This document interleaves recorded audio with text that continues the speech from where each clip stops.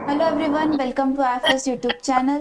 सो aspirants, जैसे कि आप सभी को पता है कि सीएसआर नेट का रिजल्ट अनाउंस हो चुका है और आईएफएस आपके साथ स्टूडेंट्स की सक्सेस स्टोरीज शेयर कर रहा है। आज अपनी स्टोरी शेयर करने के लिए हमारे साथ जुड़ी है Simran. So hello Simran, hello ma'am. Introduce yourself. Ma'am मेरा नाम सिमरन बर्णवाल है and I did my masters from Deen Dayal Gorakhpur university.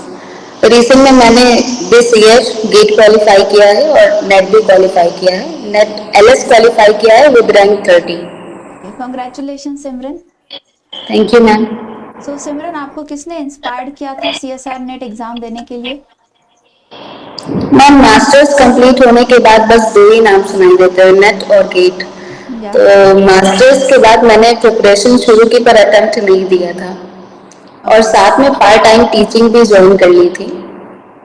तो एक इनकम सोर्स बन गया था और प्रिपरेशन भी चल रही थी। प्रिपरेशन के लिए किसी से कोई पैसे वगैरह मांगने नहीं पड़ रहे थे, तो सब चीज़ सही चल रहा था, बस रैंक नहीं आ रही थी। तो धीरे धीरे जो टीचिंग मैंने शुरू की पार्ट टाइम, वो धीरे धीरे फुल टाइम में कन्वर्ट हो गया और मेरी प्रिपरेशन को और कम टाइम मिलने लगा।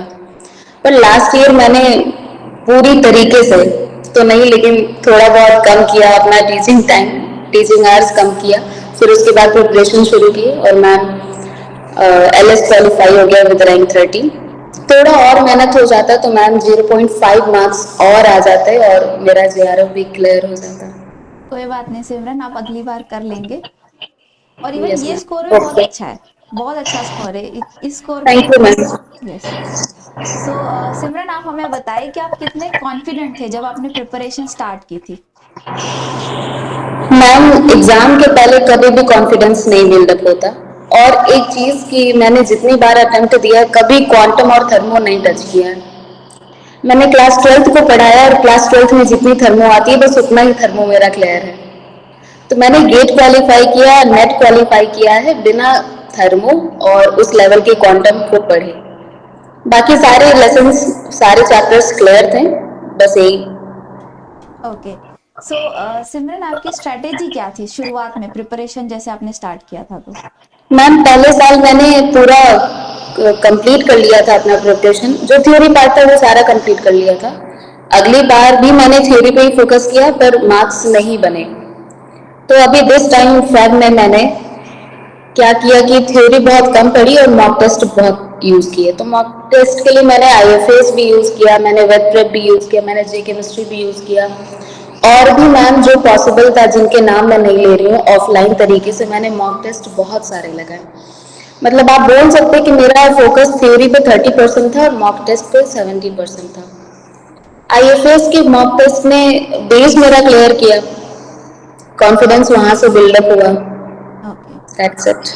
ओके। सो आपने अभी मॉक टेस्ट तो बताया कि मॉक टेस्ट ने आपके प्रिपरेशन में बहुत आपको हेल्प किया। तो क्या आप हमारे व्यूवर्स को बताना चाहेंगे कि रिवीजन का कितना बड़ा रोल होता है? मैम हर मॉक टेस्ट के पहले ही रिवीजन करते थे। आप समझे कि अगर मैंने 50 मॉक टेस्ट दे रखा है एक महीने में, तो मैंने 50 बार रिवीजन भी किया है। ओके। तो आपका side by ma'am side. Revision revision पहले बार अगर आप करते हो तो आपको 1.5 घंटे लग सकते हैं। मतलब एज ए स्टूडेंट मैं अगर करती हूँ तो मुझे 1.5 घंटे लगते हैं, पर दोबारा करेंगे तो 1 घंटा लगेगा। शायद थर्ड टाइम करेंगे तो 40 मिनट्स लगेंगे, नेक्स्ट टाइम करेंगे तो 15 मिनट में ही गो थ्रू हो जाएगा। तो राइट। रिवीजन चलती थी। इवन मॉक टेस्ट के बीच में भी लगता था कोई टॉपिक गो थ्रू नहीं किया है अच्छे से, तो वो बीच में ही कभी 5 मिनट का चीटिंग चल जाता था, लेकिन वो याद रहता था कि क्या मैंने चीटिंग की है। ओके। सो सिमरन, आपने आपके प्रिपरेशन के टाइम पे हैंड रिटन नोट्स बनाए थे? मैम प्रिपरेशन के टाइम पे हैंड रिटन नोट्स हाँ बनाए थे, बिल्कुल बनाए थे, लेकिन उसे अपडेट किया था मैंने वर्चुअली, कह सकते हैं। ओके। तो मैम टीचर हूँ तो मुझे टाइम थोड़ा कम मिलता है, मैंने लाइब्रेरी ज्वाइन किया था। तो जितने भी मॉडिफिकेशंस हुए, जितने भी नई चीज़ें मिली, मैंने ऑनलाइन नोट्स ले लिया। जो पुराने हैंड रिटन नोट्स थे वो भी लिया और फिर दोनों कंबाइन करके पढ़ाई की। ओके। मतलब आपने पहले वाले आपके थे और ऑलरेडी, मतलब जो ऑलरेडी आपके पास नोट्स थे वो लिए और आपने और उनको अपडेट किया था। मैम जैसे मान लीजिए 2 साल पहले मैंने हैंड रिटन नोट्स बना लिए और ओके। प्रीवियस ईयर के लास्ट और उसके प्रीवियस ईयर में कुछ नए चेंजेस हुए, तो उसके लिए नोट्स मुझे कहीं और से देखना ही पड़ेगा। मैंने आईएलटीएस की बुक भी मंगाई थी ऑनलाइन। ओके। सो मतलब ऑनलाइन ऑर्डर किया था, ऑफलाइन में सारी बुक्स यूज की थी। अच्छा, okay.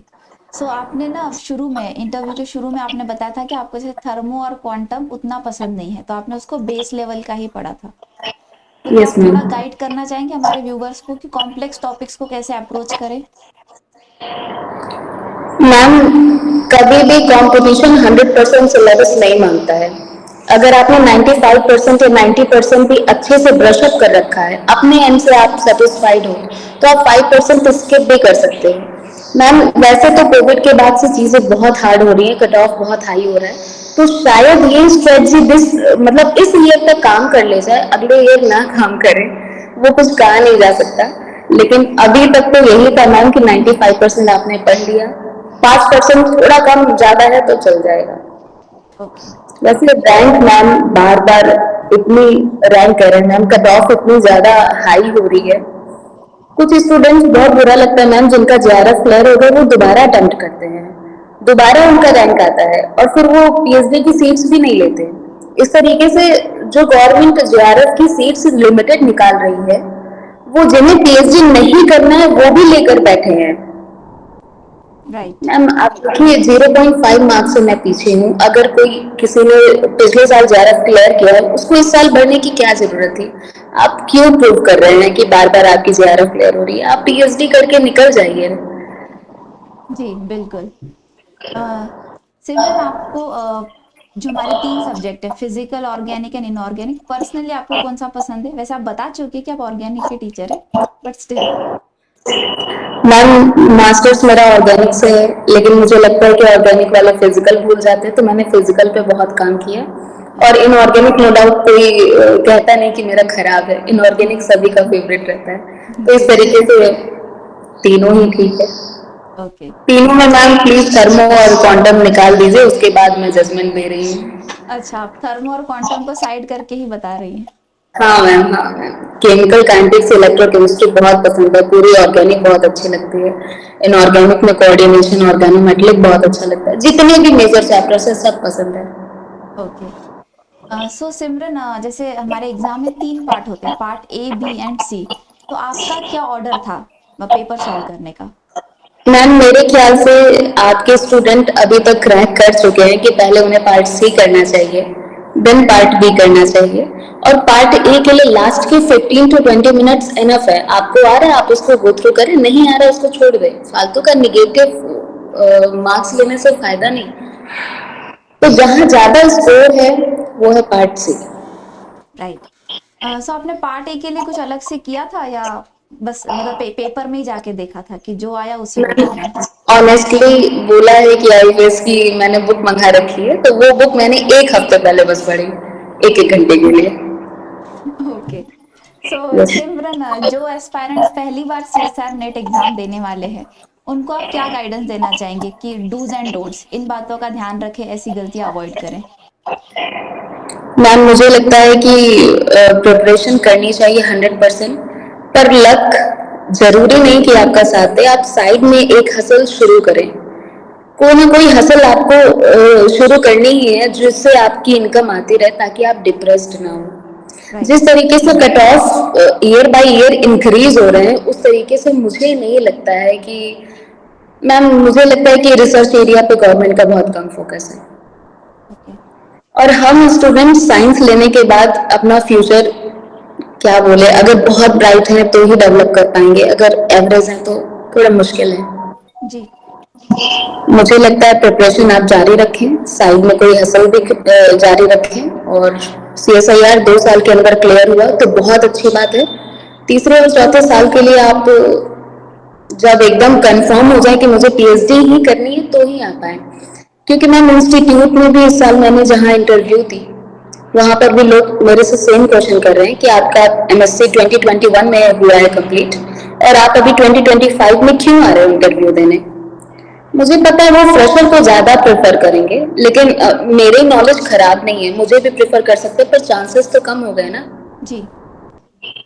Okay. Yes ma'am. Okay. So thank you so much Simran, आपसे बात करके अच्छा लगा। All the best for your future and congratulations. Thank you ma'am, thank you for guiding us. आपके सारे टीचर्स बहुत सपोर्टिंग और अच्छे हैं, टॉपिक क्लियर करते हैं। That is enough for any student जो भी प्रिपेयर कर रहा हो CSIR नेट या गेट के लिए। Thank you so much. Welcome. Have a good day. Wish you the same ma'am.